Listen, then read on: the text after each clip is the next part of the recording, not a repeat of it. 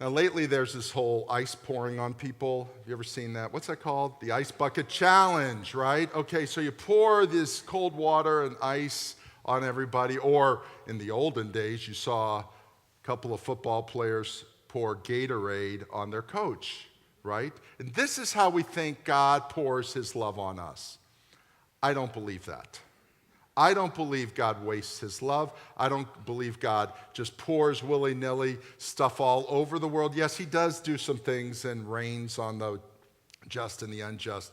But here's the view. God has poured out of his heart and into our heart. It's more like a science beaker. And it's pouring out, and he's pouring it right in. He knows how much you need. He knows how much grace you need. When Elizabeth and I were going, and our whole family were going through our dark night of the soul a few years ago, people would come up to us and go, "We couldn't do what you're doing." I go, "That's not very helpful, people. That is, just don't say that to people. Can I give you a sidebar? Don't say that to anybody ever.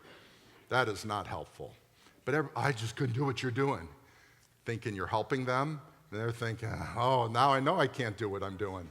Well, no. I started thinking and realizing, you're right, you cannot do what I'm doing, because God is not pouring his grace and his love into your beaker at the same speed he's pouring it into my beaker, my little tube, into my heart. Right now, I may need less than you need. And he may be pouring more into yours than he is into mine. A couple of years ago, we needed a 5-gallon bucket. I needed a tub. And he needed just to pour the ice and pour the water and pour the Gatorade in. Huge.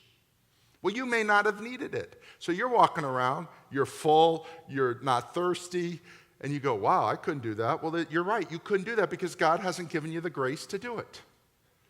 As suffering and things abound, grace abounds more. Because God is pouring it into your life. So what is the prayer? The prayer is, when someone is going through suffering, that they allow God's grace to be poured into their life. Not that you walk around and go, "Boy, I couldn't do that, what you're doing," or "I couldn't go through that, what you're going through," and you're exactly right.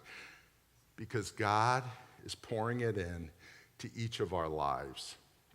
And how is he doing it? Finally here. Through the Holy Spirit that he has given us.